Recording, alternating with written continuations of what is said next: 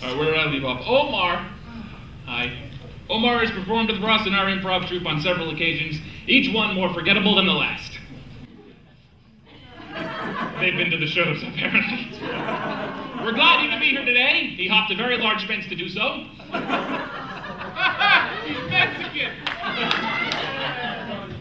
Shut up.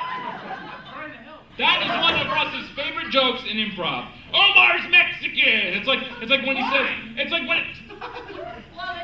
shut up! It's like when he says, Will is black, or Ben is an idiot, or Joe looks like Hillary Swank, and I like it. He's a very funny man, ladies and gentlemen. Basically, Omar Kozarski. Give it up.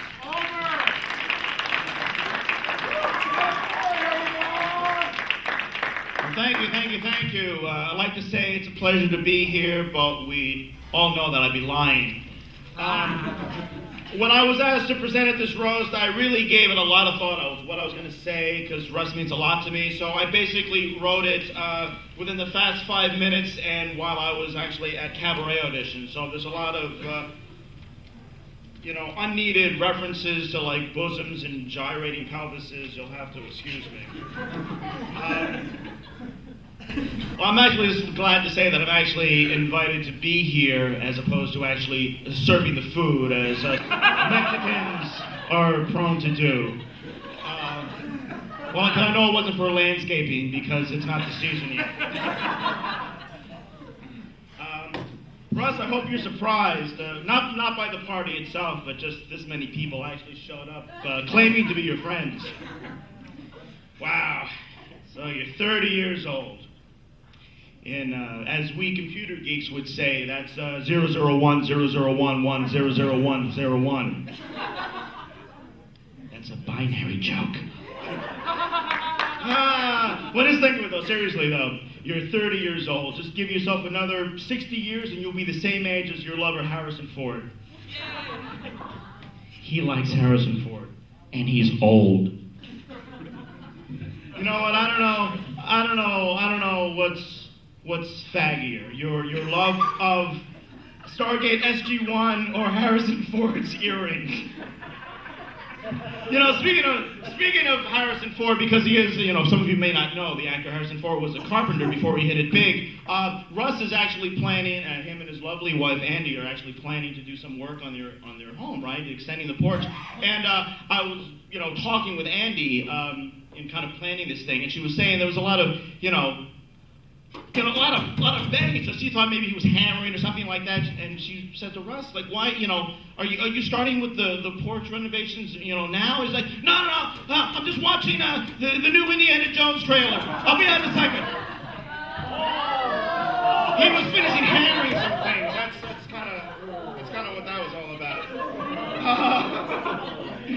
Originally when Andy was planning his parties, he wanted like a 1940s theme, as you can tell here by the nice gold and black balloons. That's really like 1940s. But the reason why we wanted to go with the 1940 themes is because, Russ really likes that era, and it suits him well.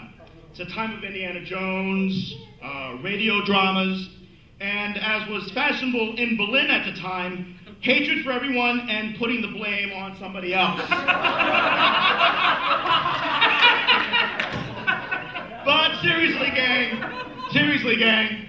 Russ is a good guy. I was in a bind last year. I needed an actor to fill a role in a short piece that I was directing, the League of Semi-Superheroes. For those not familiar with the piece, the role called for a large, loud, obnoxious, in-your-face, arrogant, pushy individual with delusions of grandeur thinking that he was a bona fide superhero. Since Jeff Dobson wasn't available, I had to go with Russ. But at least Russ kept the production's costs down to a minimum by supplying his own Slurpees. You would think with all that sugar in the system, his disposition would actually be a little sweeter. He had actually asked me after hearing the character description, so here's the thing, you want me to be myself? And I'm like, no, Russ, we actually want people to actually like this character. Most of you know Russ is a journalist by trade. Most reporters, such as Russ, dream of working for the Associated Press. Russ's dream is to become the Associated Press. If you want the word to get out about an event, some private secret you don't want anyone to know about, just tell Russ, and within 5 minutes you'll receive a call on your cell phone, 3 email messages, and instant messages with his latest bitch fest. Yeah, it's all, hey, I don't write the materials, I just report it. Speaking of which, speaking about work, if you want to increase your work productivity, because obviously I know it's kind of a shaky time with the economy, we're all kind of anxious about keeping our jobs. If you want to increase your work productivity by 200%, put Russ on your hidden instant message reply list, so he can't find you. It's definitely a way to cut down on the instant messages. Hey, what's going on? But Russ is always trying to help. It's like, but at the same time, every time he tries to help, something just goes horribly wrong and he gets the blame for things that are really not his fault. So every time he tries to help, he winds up hurting you. It's like being saved by a vicious Saint Bernard.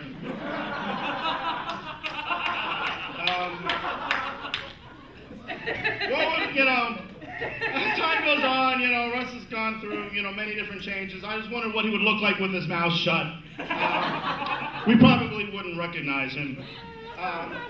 But with all his outlets, with his acting, his writing, his filmmaking, probably he'll be known most for. Give me another tequila, Joe.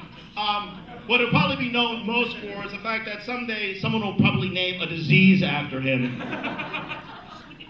So, what I want to say in closing, although Russ is a great friend, you also don't want to get on his bad side. There's an old Klingon saying, revenge is a dish best served cold. In Russ's case, if you know a little bit about getting on his wrong side, Russ's saying would probably be, revenge is a dish best served at an all-you-can-eat buffet. So with that being said, before we start plotting ways against me, I'm going to say adieu, Russ, congratulations, and I sincerely hate you. Good night.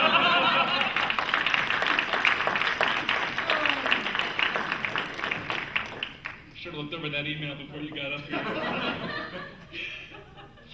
No, thank you, Omar. Boy.